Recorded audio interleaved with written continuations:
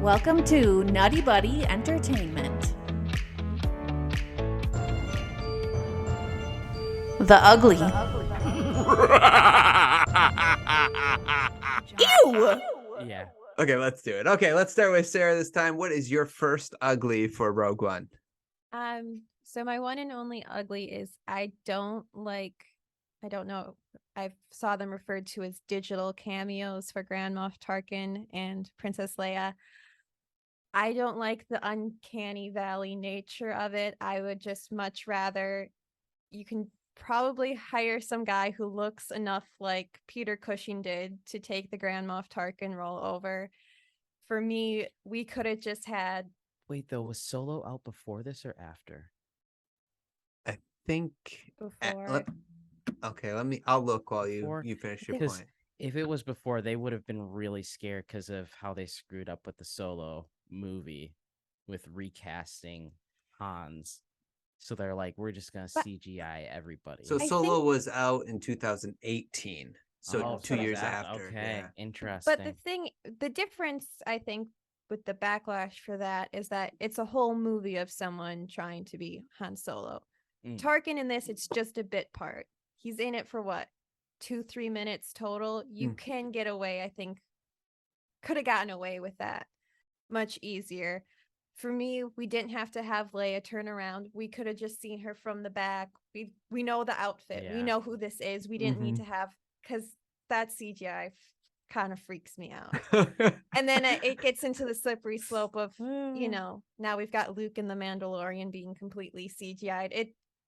I don't need that. That's just 10 cast times that. better than what we got in this movie. I mean, for 2016 CGI, it was like, that's what I kind of expect. Here's what I would more prefer is if Disney just went back to Rogue One, just like, okay, we're gonna spoof this up a little bit, so when you watch it now, it's definitely better, and we're more on like the Mandalorian CGI, so it looks a little smoother. So, someone brought up a great point. I mean, maybe it's not a great point, but a point that made me think about this recasting stuff. I think the biggest problem with Solo, though, is you're recasting Harrison Ford too. Yeah. That was part of it as well, so it's like that kind of actor, but like there's different Batmans, there's different Supermans, like they recast different Joe, so I don't know if people would be that upset if you kind of stay true to who the character is, if they recast them. I don't know. Now Star Wars is a little different because like with comic book movies, you can be like, well, it's a different universe, like Star Wars, it doesn't really work. Correct. Yeah. I'm glad he was in there. I'm glad she was in there as well to kind of start off the New Hope. You could tell it was CGI though, and I think that's like it can take you out of the movie for a second, like because you're like, oh man, that's CGI. 100%. So it would have been interesting if they did just try to recast. I think the tough part would have been this is happening as the same time as A New Hope. So if they don't look, maybe I don't know. That's why I think for Leia, we could have just had the silhouette, or the outfit's iconic. We know who it is. We from the get-go we knew that we were on Tantive 4, I believe the ship is called, right? So like we know where we are. If we didn't have to have her turn around or speak, we would have known the direction this is going in. And so that's more egregious to me than Tarkin. I don't know. She just freaked me out. You like jumped when you seen her. What? Yeah. That's fair.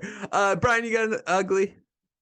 Yeah. So my two uglies are kind of lighthearted, but it's just things that kind of irritated me in this. So the first one is Krennic got shot twice and choked out by Vader and didn't die. Come on.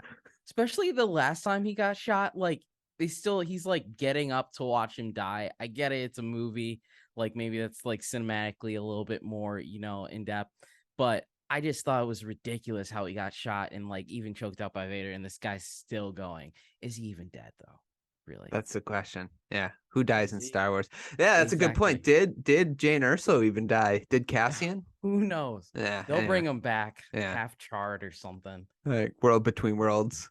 Yeah. Star Trek, they got beamed out like real quick. the Enterprise came and picked them up. You know? Yeah. The night It's before. a guy walking around with back to tanks to throw them into. Yeah, there you go. Yeah. The Ahsoka series will start out with them in back to tanks, and then no, I'm just Yeah. kidding, just kidding.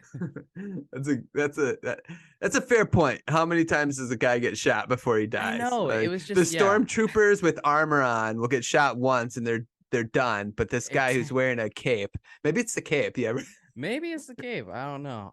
that's great. Okay, I'll get my only ugly in before you get your second one in, Brian.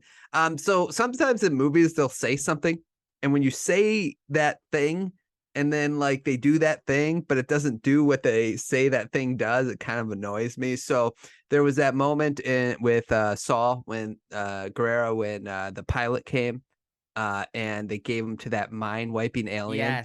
Yes. And they Thank you for said, bringing this yeah. up. And they're basically like, the consequence is you're going to lose your mind. So basically, you say that should be a thing. But all of a sudden, like, oh, his mind's still there, like when it needs to be, And so that I had a problem with. I had forgotten about that because I was, having not watched the movie so long, I was like, oh, he's just gonna be a loopy mess the entire rest of the movie. So then all of a sudden, when he's like crystal clear and like giving out orders about how to do stuff, it's like, okay, so that was just temporary. Like, Yeah. we just had it for the one scene when he's in a prison cell, and then he's game. That doesn't really make sense. Right. Yeah, don't say it does something and then not have it do the thing. Yeah. It could say he could have is just simply like a possible side effect, a possible consequence, and then it kind of like leaves it up to interpretation. But when you say consequences, you lose your mind or whatever. It's Yeah.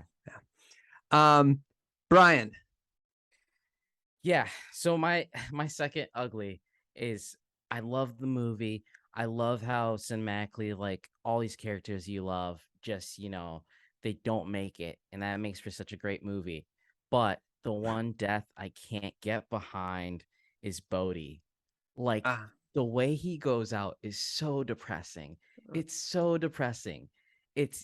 I forgot how he died. I almost thought like, oh, maybe he'll be alive, and all of a sudden that grenade gets chucked in there, and he just looks back. He's like, and then just gone. Done.